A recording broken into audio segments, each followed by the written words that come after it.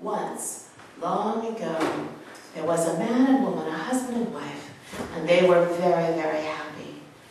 They had one sadness. For although they had longed for children, and although they had wished for children, and although they had prayed for children, they had no children. And one day in winter, the wife was standing under a juniper tree in a courtyard that was in front of her house, and she was peeling an apple when the knife slipped and it cut her finger, and 3 drops of blood fell into the snow. And as she looked at those 3 drops of blood, she said, "Ah, if only I had a child as red as blood and as white as snow." Why would you say that? I have no idea. But that's what she said. And as she said that, she had a happy feeling as though it would come to pass. And that was the first month. And in the second month, the snow still lay on the ground.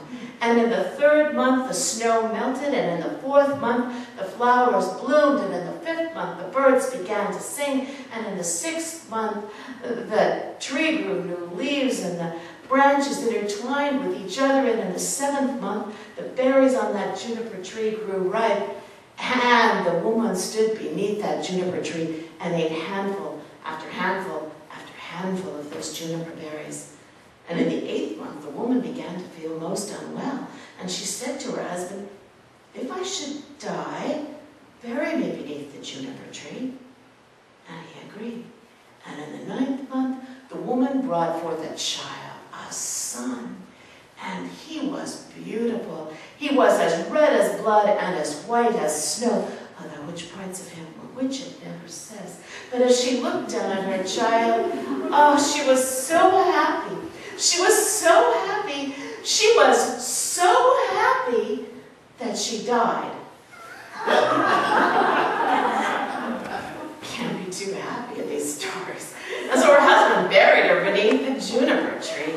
And he was distraught. He was overcome with sadness, that he wept and wept and wept and was completely inconsolable. And after a time, though he still wept, he was consolable.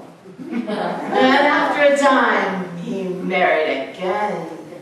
And the woman he married, well, she and that man, they had a child of their own. A little girl, a beautiful little girl, whom they named Marilyn. Now, you might be wondering what the name of that boy was, you know, red as blood, white as snow. What was his name? I have no idea. The story does not say. It only calls him the boy.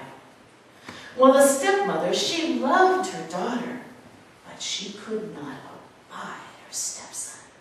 She thought of him as an impediment between her daughter and her daughter's inheritance, and so she treated the boy harshly. She spoke to him unkindly, and she pinched him and boxed his ears and slapped him from one side of the house to the other until he had no peace at all from the time he came home from school till the time he went back in the morning. Well, one day, Marilyn came to her mother and said, "Mother, may I have an apple?" And her mother said, "Of course, child, you may have an apple. Come with me." And she led her into her bedroom, where the apples were kept. No fruit bowl on the kitchen counter. And the apples were in a big oaken trunk with a heavy oaken lid with a heavy iron lock. You have to wonder about the price of apples in those days. The mother unlocked the chest and raised the lid and said, "Take an apple, any apple you like. Choose a good one." And Marilyn reached into the trunk and pulled out an apple. And then looking at her stepmother, she said, "And shall brother have an apple too?" Oh, that made her stepmother furious. And she took that apple from Marilyn and she threw it back in the trunk. And she slammed down that heavy oaken lid with a heavy, sharp iron lock. And she said, "Yes, brother shall have an apple too. You shall both have an apple when your brother comes home from school." And sure enough, shortly after that, the boy did come home from school. And he was met at the door by his stepmother, who said, "Boy, would you like an apple?" And he thought to himself, "Ooh, how fierce she looks." But he also thought to himself, "She's never actually offered me anything nice like a piece of fresh fruit before. I'd better take her up on it. And he said, yes, yes, Mother, I would like an apple. And she said, good, come with me. And she led him into the bedroom where she unlocked that heavy iron lock on that large chest. And she raised up the heavy oaken lid and she said, take any apple you like. Choose a good one. And he leaned into the chest to choose an apple. And as he did, she slammed down that heavy oaken lid with a heavy, sharp iron lock right on the boy's unprotected neck, and it chopped off his head. It went rolling into the chest of the apples. And then she said, oh dear, oh dear, oh dear. Not that she felt sad about what she had done, but she was thinking about how to disguise what she had done. And so she took the boy's body and his head, which she had to retrieve from the chest of the apples, and she set them on a chair by the door. The body, the head, she wrapped a scarf around the neck so that nothing showed amiss, and she put an apple into the boy's hand. And then she went into the kitchen, and she got out a big iron pot, and she filled it with water and set it on the fire. A little while later, Marilyn came running into the kitchen, and she said, Mother, Mother, something is terribly wrong. Brother is sitting on a chair by the door, and oh, Mother, he looks so pale, but he has an apple in his hand, and I asked him if he would share with me, but he didn't say anything at all. And the mother said, he said nothing? Oh, what a wicked boy. You must ask him again, and if he does not share with you, then box his ears. Yes, Mother, said Marilyn, and she went back to her brother, and she asked him to share the apple, and he said nothing, of course, because he was dead. And so she didn't want to box him on the ears as she'd seen her mother do, but she did give him a little shove, and that was enough.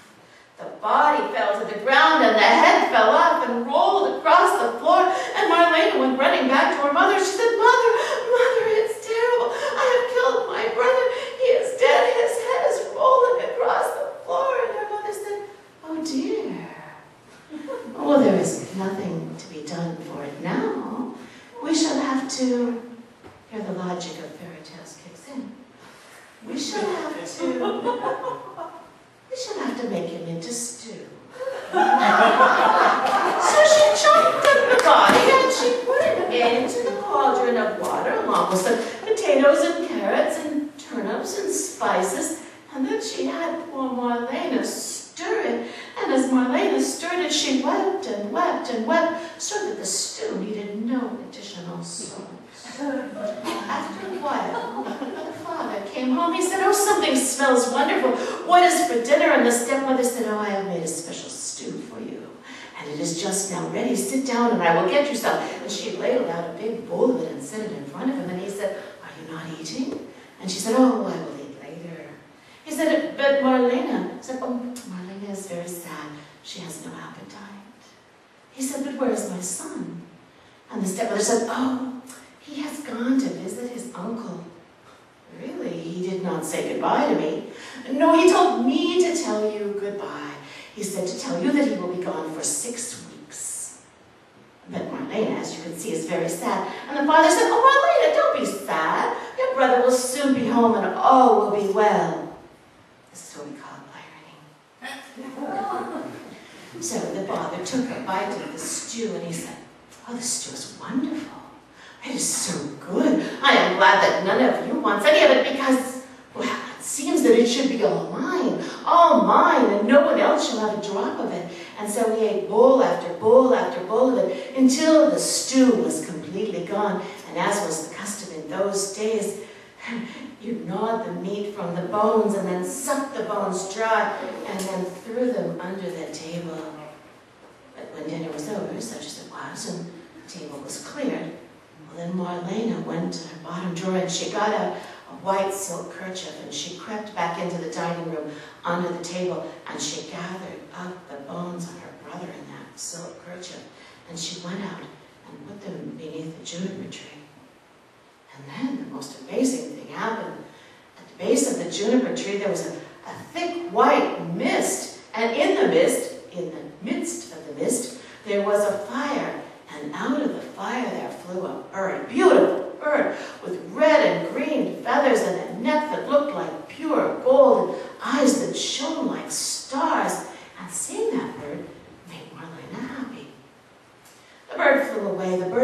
to the village where it landed on the roof of a goldsmith shop. The goldsmith was just fashioning a golden chain when the bird landed on the roof, and the bird began to sing. My mother, she killed me, my father, he ate me, my sister, my lady, did gather my bones, and then she did lay them beneath the fine juniper, to I, what a fine bird am I. Well,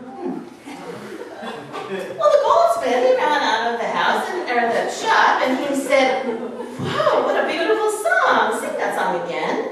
And the bird said, nay, I'll not sing it twice for nothing. And the goldsmith said, well, then you shall have this chain. And he tossed the chain up into the air, and the bird caught it in his right claw and sang again. My mother, she killed me, my father, he ate me, la la la la la. And when it's done, that bird, it flew to another shop. It was a cobbler's shop, a shoemaker's, and the shoemaker was making some shoes. That's what they do. Some very nice red shoes, and as he was making them, the bird began to sing. My mother, she, you can join in if you want. My mother, she killed me, my father, he ate me, my sister, my lady, did gather my bones, and then she did lay them beneath the tall juniper, to I, what a fine bird am I. Yeah, catchy, huh? Well, when the shoemaker heard that, he ran out of the shop and he said, bird, that's a really nice song, sing it again. And the bird said, nay, I'll not sing it twice for nothing. And the cobbler said, well, then you shall have these red shoes. And he tossed them into the air, and the bird caught them in his left claw and sang again. You guys did such a good job with that, we'll let you do it again. My mother, she killed me, my father, he ate me, my sister, my lady, did gather my bones, and then she did lay them beneath the fine juniper, to I, what a fine bird am I. You guys are good. I'm going to have to take you wherever I go telling this song. Well, so then the bird flew off. It flew to a mill where there were 20 millers, 20 apprentice millers, who were working on making a new millstone. And they had chisels, and they had hammers, and they were chopping away at the rock when the bird began to sing. My mother, she killed me, my father, he ate me, my sister, my lady, did gather my bones, and then she did lay them beneath the tall juniper, to I, what a fine bird am I. Well, when it sang the first line, one of the millers stopped working to listen. At the next line, 2 more millers stopped. At the next, 4 more millers stopped. And one by one, the millers stopped until it got to the last line, and the last miller stopped to listen. But of course, they only caught the last line. And so the 20th miller said, bird, sing again. And the bird said, nay, I'll not sing twice for nothing. And the miller said, well, I would give you this millstone if it were just mine to give. But the other 19 millers, they said, yes, yes, yes, let's give the millstone to the bird. And so they hoisted it upright, and the bird flew down and caught that millstone around its neck and carried it off as though it were no heavier than a collar. And then the bird flew back to the juniper tree and sat on the juniper tree and began to sing. My mother, she killed me, my father, he ate me, my sister, my lady, did gather my bones, and then she did lay them beneath the tall juniper, to I, what a fine bird am I. Well, at the first line, the father stopped to listen. He said, there's a bird singing out there. I must go here. And so he went outside, and as he listened to the bird dropped down the golden chain. And it fell right around the miller's neck. Beautiful golden chain. And no, he wasn't the miller, was he?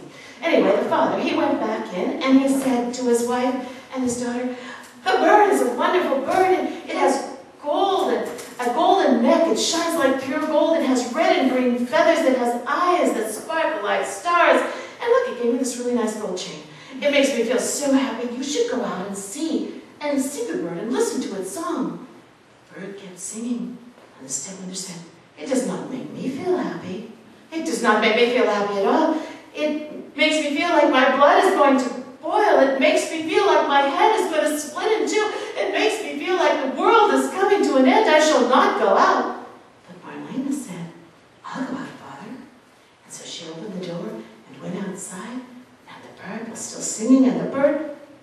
brought down that pair of red shoes. And Marlena put them on and danced back into the house, and she said, "Mother, Mother, the bird is indeed beautiful, and its song is wonderful, and it makes me feel so happy. Look, it has given me these nice red shoes." And the mother said, "It does not make me feel happy. It makes me feel as though the earth should open up and I should fall into the center of it. It makes me feel terrible. But on the other hand, perhaps if I went outside, that would help. And maybe the bird has a gift for me too." And so she opened the door and stepped outside. And the bird dropped that millstone right on her head and crushed her to death. And then, beneath the juniper, there was the mist, a thick white mist, and in the midst of the mist, a fire. And out of the fire there stepped a boy, the boy. You know, the one that was as red as blood and as white as snow, as alive as ever he had been. And he embraced his father, and he embraced his sister, and the three of them took each other by the hand and went back into the house. And from all accounts, the three of them lived happily ever after. And that's the story from the Brothers Grimm of the Juniper Tree.